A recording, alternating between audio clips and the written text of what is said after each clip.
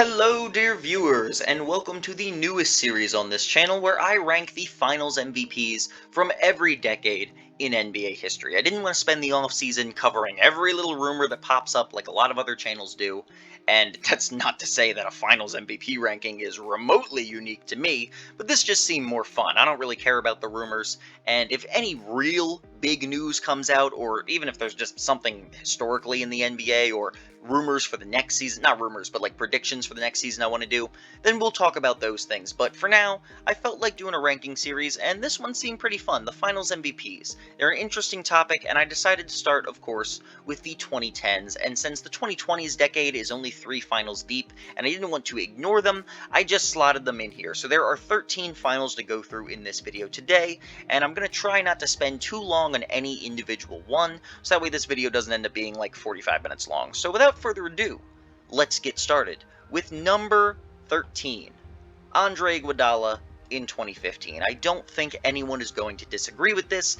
Many people don't believe he deserved the finals MVP in the first place, and even those like me who can say maybe he did, maybe he didn't, we're not really sure, will certainly agree that it was a weak finals performance at best. Yes, his defense was crucial to guarding LeBron, but you can't justify putting him in a higher. You know that he belongs to the bottom, and right ahead of him is Kawhi in 2014. Now, his situation is a bit different. His defense was more impressive on LeBron James. A lot of people want to say, LeBron was still great in those finals. No. Kawhi clamps LeBron, and he scored most of his points in garbage time when his team was down and Kawhi was already out of the game. Kawhi Leonard absolutely shut down the best player in the world, maybe second best if you want to say it was KD in 2014, but one of the best players who has ever played basketball in his prime, while giving you a decent 17 to 18 points on good efficiency. Now, this was still a sub-finals MVP performance for anyone else, so I've got to keep it in the D, but it was pretty clearly above Iggy, in my opinion. Now, in the C tier, we once again have Kawhi Leonard, and I think it's a shame that his finals MVP was so weak this year because the Warriors got hurt, and, you needed that to happen for the Raptors to win. Stuttering a little bit there. You needed the Warriors to get hurt for the Raptors to win, of course.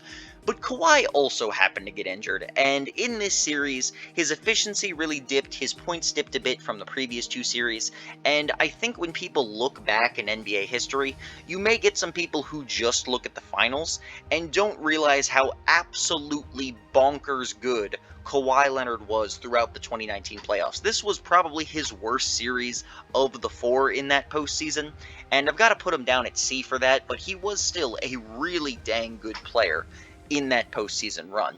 Now, I think I'm going to leave him as the only C tier and put Kevin Durant from 2018 up in the B tier. And this B tier area is really the closest for me. You could move around players in the tiers as much as you want, but this is my personal ranking, and I have Kevin Durant from 2018 at the bottom of B tier, and number 4 towards the bottom on my list. Now, KD had a phenomenal finals performance in this series, but I assume you've heard this criticism before. He wasn't exactly playing the best competition here. He was playing LeBron James and a whole bunch of scrubs. So, yes, he played well, but it was kind of expected. Like, if Kevin Durant had played any worse than he did, it would have been seen as an underperformance. So I can't treat him just kind of doing his thing as some kind of historic final series. Yeah, he put up good numbers, Kevin Durant numbers, but, the competition was weak, so I've got to put him all the way down here at the bottom of B. And just ahead of Kevin Durant, I'm going to put 2010 Kobe. And I think some people may view this as too high, some Kobe fans may view this as too low. I think he fits in nicely here. His stats were not as good as KD's, but he did face tougher competition, he was playing through an injury, and I think he fits nicely into the B tier here, right in the middle of it. He did not have, by any means, a historic finals. It certainly wasn't even his own best finals. That was 2009. He was crazy the year before. But considering all the circumstances and the competition that he was dealing with in this series, I think that Kobe Bryant got it done, and he fits in pretty nicely in the middle of the B tier.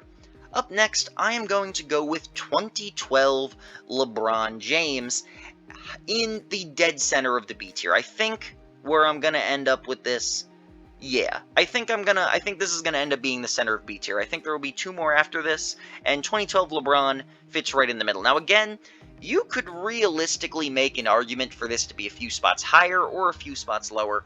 I like his defense. He was the best defender. He was better defensively than KD or Kobe were in their respective final series at this times. He put up better stats as well. He put up around 28, 10, and 7 in this series, but he did also not face the greatest competition in the 2012 Thunder. Now, people will try to backtrack and be like, oh no, that Thunder team.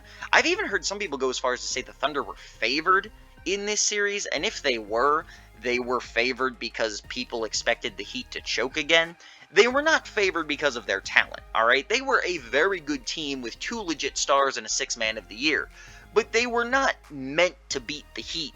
And while people go, well, the 5 games, 3 of them were really close, yeah, they were, but it was still just 5 games. I can't give LeBron more credit than this. He had a very good series against a pretty good team, but I can only put him here in the B tier, considering he still did have quite a bit of help, and his competition, while not bad, was not elite either. Now, just ahead of 2012, I'm going to put 2013 LeBron James, and you might be thinking, well, his stats were worse in pretty much every way in 2013.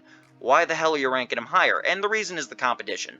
The 2013 Spurs were arguably the best team to not win the finals besides the 2016 Warriors. We're not going to count 2019 because they were like super injured. But out of healthy finals teams, the 2013 Spurs were incredible. They were incredible. They were an extremely good team, and nobody would have been surprised if they had won, and the reason they didn't was because LeBron James went absolutely bonkers in the last couple games of that series. Now, he didn't play amazing in specifically Game 1, Game 2, and Game 3, and you could argue that, well, they wouldn't have needed to go to Game 7 and have him play that well anyway if he'd just gotten it together early on. But nevertheless, once he did get it together, LeBron was insane. People, clowns like Skip Bayless, they want to say, oh, Ray Allen saved LeBron's legacy. No. LeBron James saved LeBron's legacy with an absurdly good performance in the Game 6 and Game 7 of this final series. Ray Allen just hit one shot, and yes, it was a huge shot. It was a phenomenal shot that made, a massive difference on NBA history. But LeBron James saved his own legacy here, and he had one role player teammate who happened to hit a big shot, which is what his job was to do.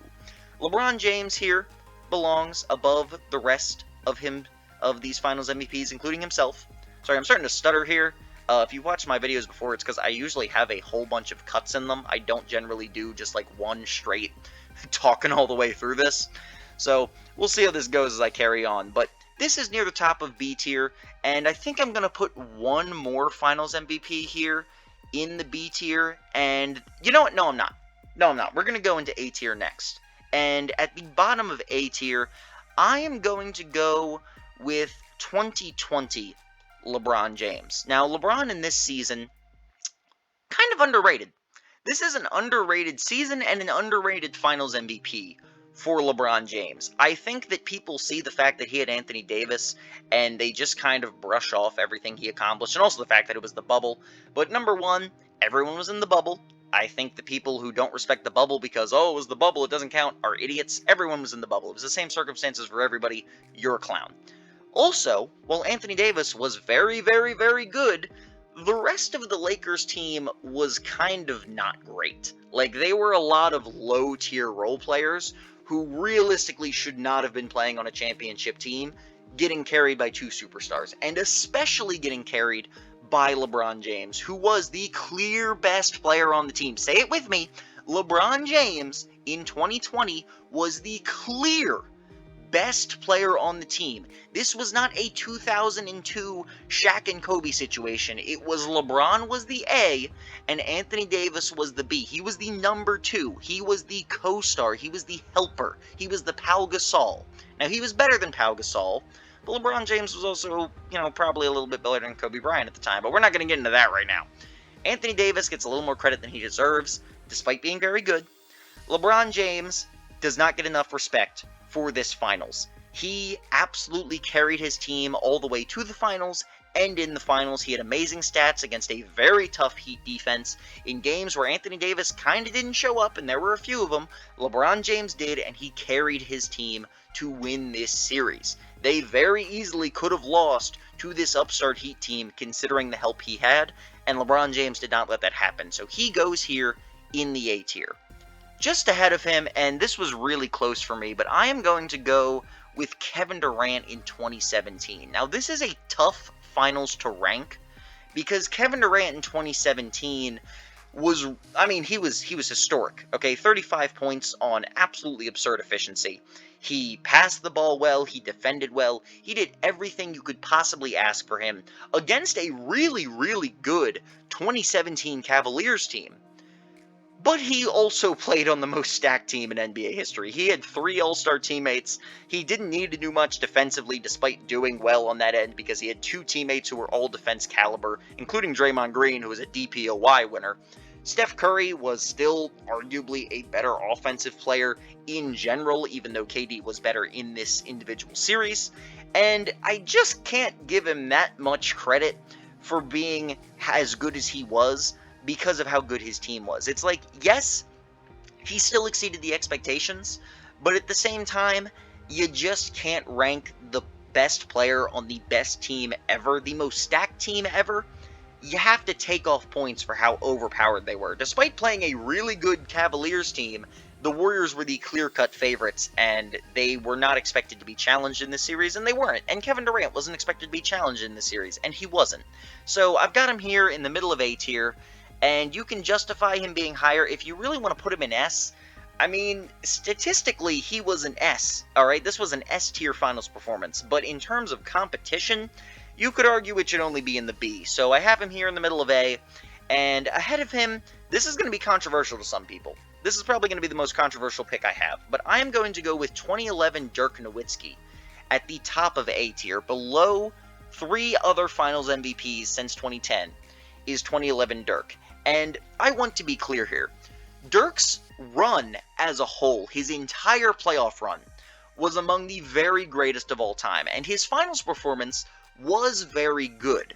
But when you compare it to the 3 that I have above him, just in the finals, I cannot put Dirk Nowitzki in the S tier. He averaged 26 points, his efficiency was not great, his defense was very good for Dirk, his rebounding was good for Dirk, but at the end of the day, there were very clearly, in my eyes, 3 finals performances which were better than Dirk's was. I know that he was the lone all-star on his team, but Jason Terry stepped the hell up. All the role players on that team stepped the hell up. LeBron James choked, and it wasn't because of Dirk's defense. It was because LeBron James just happened to choke that year. Like, he was in his own head, and he choked. That's what happened. It wasn't Dirk clamping him up out there.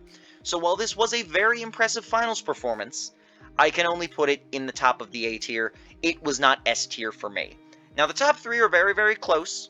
I think that there is a clear one below the other 2, and that is Steph Curry in 2022. We just saw this, don't need to go over it. Steph was incredible. He played an absolutely incredible defensive team in the Celtics, and straight up ripped them to shreds with one of the greatest offensive performances we have ever seen from any player, ever. However, the other 2 players ahead of him were significantly better on the defensive end, and so I am going to put them above Steph. And at number 2 on my list, splitting hairs here, you can go either way, and some people aren't going to like that, alright? Especially the LeBron fans. They're not going to like that I say you can go either way. You can go either way with this, believe me. But I am going to put Giannis 2021 at number 2, and put 2016 LeBron at number 1. And the reason for this really just comes back to the 3-1 comeback. No one else has ever done that in NBA history, and in those final 3 games, LeBron James had arguably the best 3-game stretch in the history of NBA basketball. He did. You can't see me putting my hands up right now, but I'm putting my hands up like, you gonna fight me on that? Because he did. He had one of the best 3-game stretches in the history of basketball, and you can argue that he was a little bit worse at the start of the series than Giannis was throughout the entire Bucks series against the Suns, but ultimately, I just think LeBron was a tiny bit better. Now, if you want to give it to Giannis, I'm not going to fight you on it. I think that it is, I seriously considered having Giannis number 1 here ahead of LeBron 2016, but I had to go with LeBron at number 1 because that finals performance was just something we've really never seen before and may never seen again, even though Giannis was also flippin' incredible. So this is my final list here, alright? We have Iggy, Kawhi, Kevin Durant, Kobe, LeBron twice, LeBron again, so LeBron 3 times actually, Kevin Durant, Dirk, and then Curry, Giannis, LeBron at the very top. Now, these tiers, you can move them around, but I wouldn't really agree with taking guys out of the tier that they are in and moving them into a different one. So this is my Finals MVP ranking. Let me know what you agree with, what you disagree with in the comments, and I hope that you will be looking forward to the remainder of this series.